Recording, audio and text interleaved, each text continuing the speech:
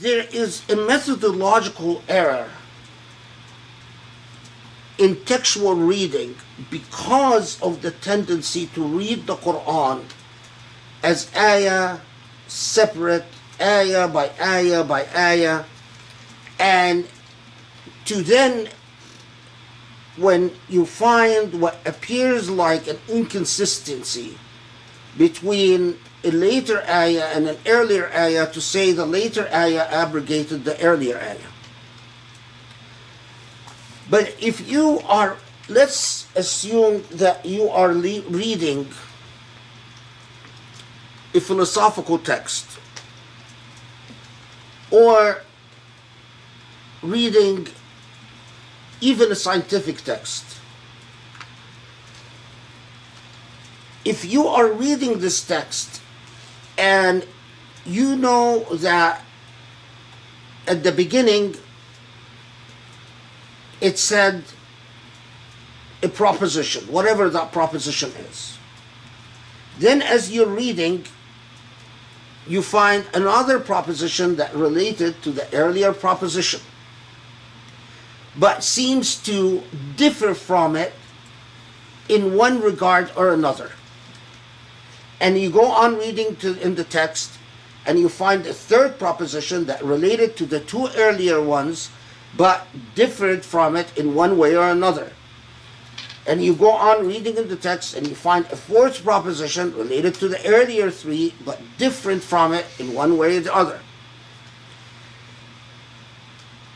In every other text, what your mind does is that it goes from the earlier proposition and sees the second proposition as an elaboration. In other words, as you don't cancel the earlier proposition, but you consider the second proposition in light of what you read earlier about the same matter. And then you consider the third in light of what you read about the first two. And then you consider the fourth, and you consider the fourth in light of what you've read in the first three. And each proposition is layered upon the earlier one as a further elaboration. So you don't say that the author has canceled, now I can X out page on chapter 1 because the page on chapter 2 contradicted the page on chapter 1, but you actually understand the argument cumulatively. And the intellectual challenge, if you're using your brain, is to say, okay, since I know this is a good author, an author that doesn't just contradict herself or himself, how can I understand all the propositions as a further elaboration, a subtlety upon the theme, a variation upon the theme? And in fact, if I am having a hard time understanding the third proposition in light of the earlier two, for example, then I must have missed something. Then I, as a reader, I am missing something. Is not that the author has changed his mind or is confused. This is precisely my approach in the Qur'an. The idea that Allah has this in Surah Al-Baqarah, and then we read something in a later surah that we think is inconsistent with what Surah Al-Baqarah 62 says. So we say, well, 62 must have been abrogated. I think is unbecoming of the way we deal with a divine author. A divine author doesn't work that way.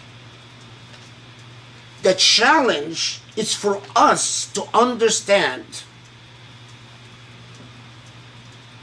what comes later in the Qur'an, if it seems in any way to contradict what came earlier in the Qur'an. The onus, the burden is on us as readers to declare that Allah is being inconsistent and thus resort to the principle of abrogation is a cop-out.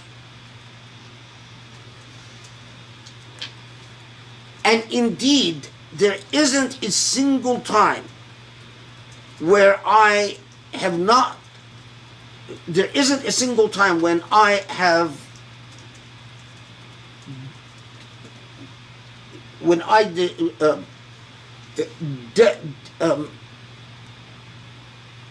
where I failed to delve more deeply into an ayah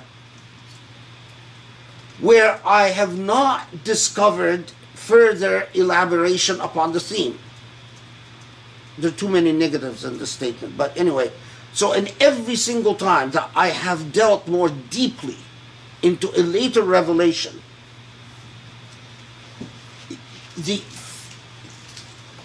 understanding the later revelation in light of the earlier revelation became very obvious and very clear, without resort to the intellectually lazy cop-out of naskh.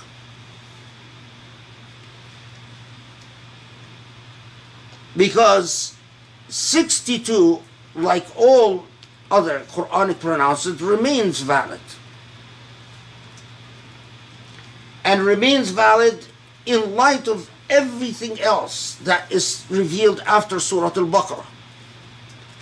And it's actually reaffirmed in the Qur'an more than one time. So it is significant that at the same time that the Qur'an is telling the Israelites the ways that they breached the covenant and that they are not God's chosen people, or alternatively that anyone can become God's chosen people by fulfilling God's covenant, that God comes out and says to them,